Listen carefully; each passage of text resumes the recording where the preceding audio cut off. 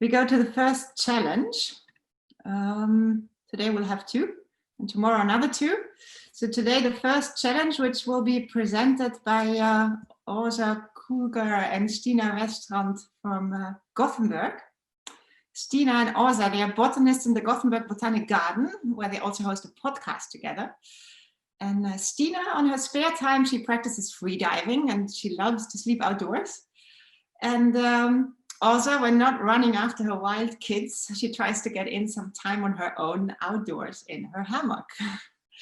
Let's see now what they will tell us about how to design a good tour. Thank you. So warmly welcome to Gothenburg Botanical Garden. So my name is Stina. And my name is Åsa.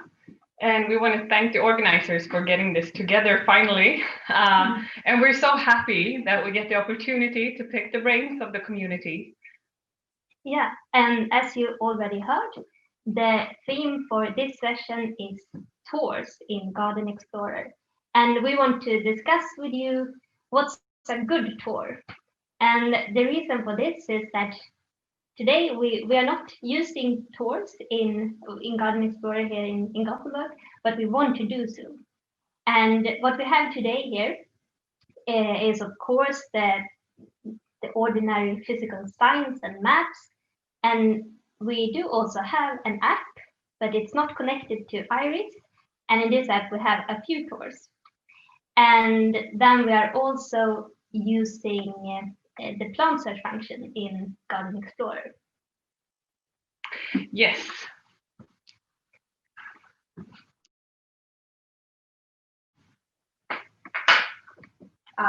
So I hope you can see the map here. So this is just to get a feel of the garden, and our entrance area is here. And from the entrance, we have this huge main road here where almost all of our visitors go. We love to take them on other routes in the garden, and we have tried a little bit, but we're not successful yet. And what's going to happen in a few years is that we're going to build new greenhouses here. And you see the main road hub is right here. So we have to close off this entirely, and we need to guide people early on to take different tours.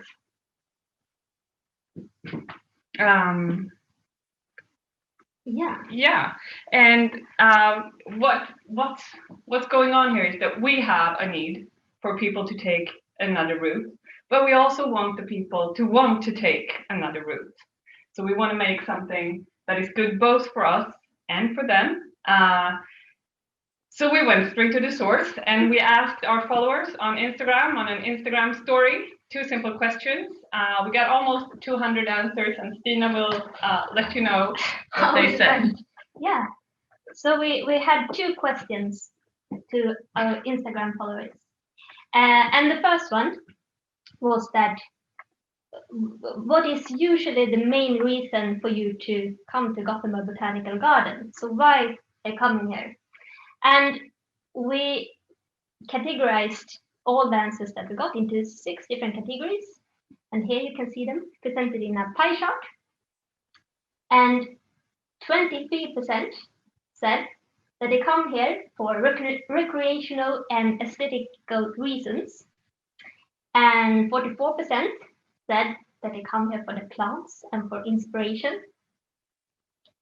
21% come here because they want to go for a walk. And then a few percent said that they either want to take photos, they want to have some food in their restaurant, or they want to go to the shop. So what we can see from this is that many people, they want to see plants, which of course is positive since this is a botanical garden. And we can also see that many people, they want to take a walk on their own in some way.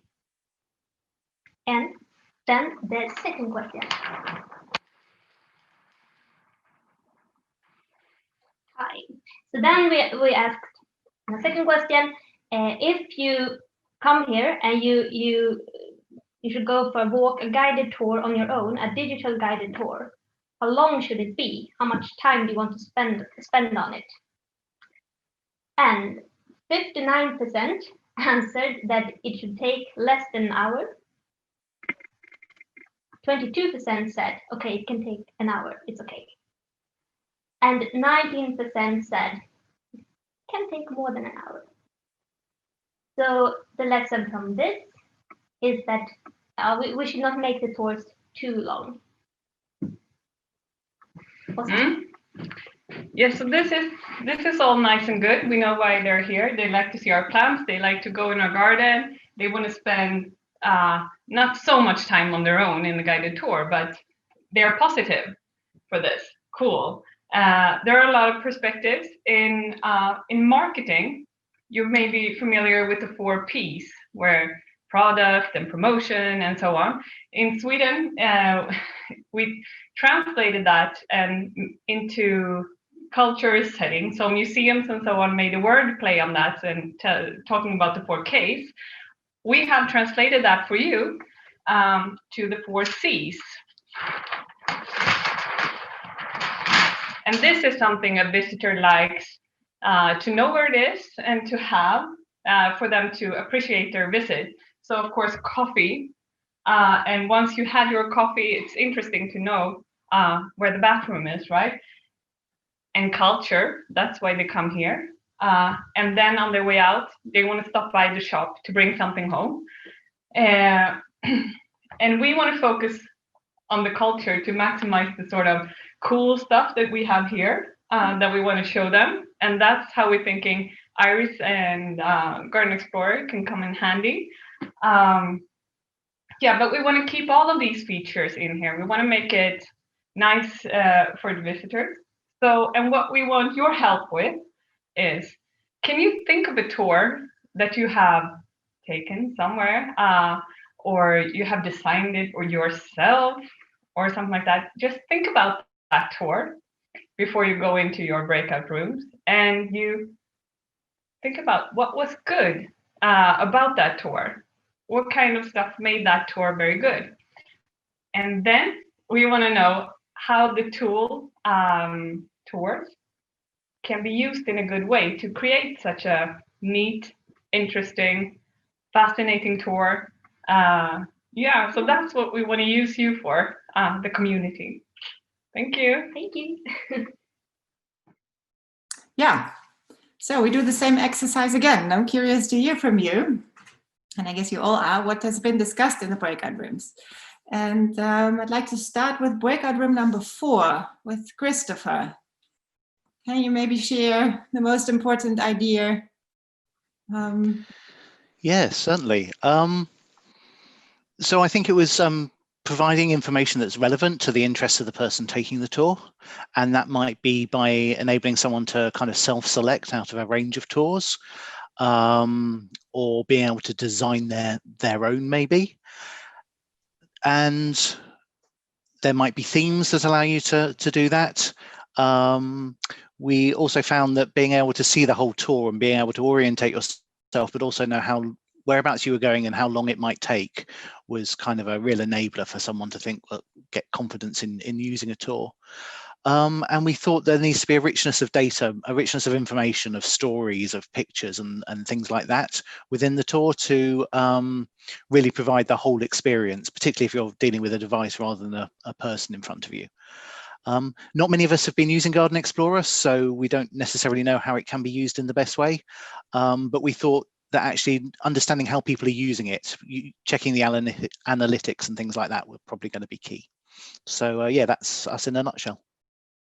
Great, thanks. Thank you very much. Connie from room number 5. What would you like to add to this? How was it in your room? Hope it seems that it worked this time. You had access to the yes. sharing. Thank you. Can you hear me? Yes. Yeah. Good. Yeah, in our room, actually, no one really had a lot of experience in designing tools with the Garden Explorer, so we rather talked in general about this issue. And following to what Christopher just said, we also found that for visitors it is important to have the kind of logistic information, such as the time of the tour accessibility, intensity of the walk, etc. So this is really important for the visitors so that they can select. And it seems that this is not so easy or not at all possible to add such information in. Well, it seems to be, I'm not sure because I don't know it. It seems to be possible to add that in Garden Explorer, but it might not be so obvious. And but we also talked about that a large challenge for designing good tours, this was the original question, is that in many cases, the people who design the tours or have to design them are not professional storytellers. But it's like curators such as me or volunteers, and that makes it difficult to really think of a good tour, a perfect tour that includes all the 4 C's, and maybe sometimes a bit unprofessional too. And we had a few ideas about how can you make it really interactive, designing digital tours as a treasure hunt for families, etc. What else? And we had, it does not seem so easy to do it with Garden Explorer. Just basic things like including a map or so was something that not for everyone seems to be easy to make. Yeah, and in general, also for the people who give tours or who design it, some of them are older or not so into the mobile devices, me including, and so it's not so really natural to design digital tours. Yeah. Thank you. So you touched really upon many subjects, and you've actually inventorized all the challenges which you come across when you're designing. Yeah. Thanks. Feline, room number 6. Do you have anything to add to what? Hi. Hello. Hi. So yeah, we first started kind of thinking about a nice tour, not necessarily with the Garden Explorer, but just in general.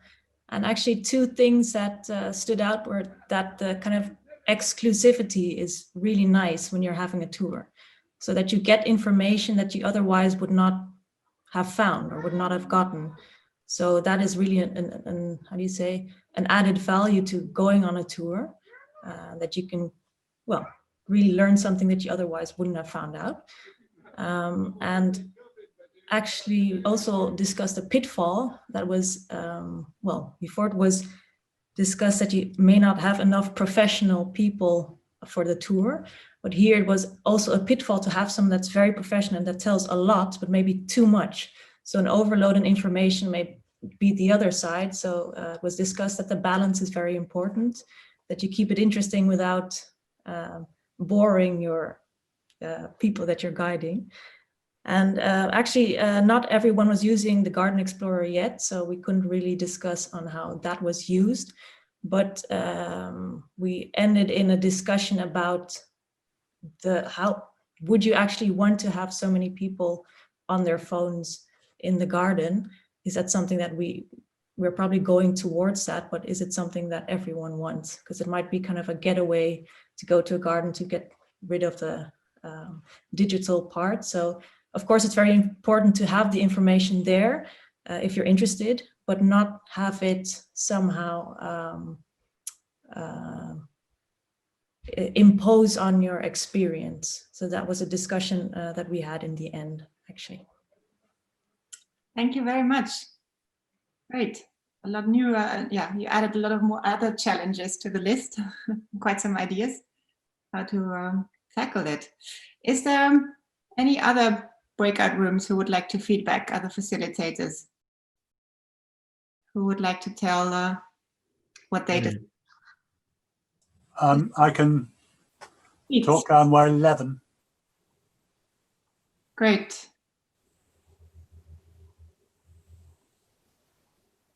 Yeah. So we had a slightly different well, a slight advantage in as much as we had someone who had a lot of experience of using the board, using the handhelds. But I think some of the important things were that when you're creating a tour, what you try and aim to do is pick out really key bits of information which the person wouldn't necessarily get by just going for a walk around the garden. So you make it a bit more special. So you can pick out specific plants and then give a lot more background to that plant and give a lot more depth to it, because it's very easy when you're walking around the garden not to get the full range of detail which you're trying to get with a tour. One of the advantages within Iris is you can add assets as well. So not just the plants, so you can add artworks, you can add benches, you can add cafes, so you can actually build that into the software. I think one of the things which other things which came across was it's probably a good idea to, as a professional, a horticulturalist or a scientist who's writing a tour, that getting the balance of the balance of the wording right, so that it's not too technical and it's not too dumbed down. I think that's a real art. And also that if you're writing a tour, it's probably a good idea that you hand it over to someone else and let them try it, because you know what you mean to happen with that tour and how it's going to be. But actually, until someone else does it, you really won't know how effective it is. And but it needs to keep people's interest and not be too long. I think I'll probably leave it at that for now. Don't know whether anyone else wants to chip in. I will add, I was in the room with Pete, and we have quite a few tours at Dawes Arboretum. And one thing that I was thinking, in thinking of tours that I've had, I really love to go to a new gardens with a curator, a director, someone who has been there, and be led around and shown all the cool stuff. So that's how I think of a tour. I want to sort of have a behind the scenes look. When I first go to someplace new, it's like I don't really know where to go, what to see. But if I'm walking with someone that works there, that is touring me around, they take me to what to see and tell me the interesting stories. So that's how I envision the tours. We have 4 national collections, so I have tours of those to introduce the program of national collections at the Arboretum and to highlight some of the plants. And then things like we had a summer hydrangea tour this summer that, and then we tied that on our website with a scavenger hunt. If you can find all the particular hydrangeas, just make it interesting for folks. But and one thing that I wanted to add too is the speakers from Gothenburg. I've not timed my tours. We just write these things, and I don't know if they take 2 hours or 6 or 30 minutes. I need to actually go through and see how long they are. But you can start with the coffee shop. You can have a stop at the restroom. You can look at the plants, and then you can end up at the gift shop. So you can make the 4 C's all part of the tour as well. Thank you very much, Greg, and thanks to everyone else. I would like to ask now Åsa and Stina. You've heard many ideas. You've been in the breakout rooms yourself. How was it for you?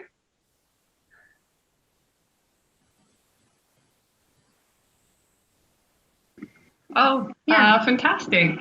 Nice to hear your thoughts, and really great. We had a good discussion in our group as well. We got some tips from our breakout colleagues. Yeah, and one thing was also the name of the tour, that you should pick a good name, interesting name.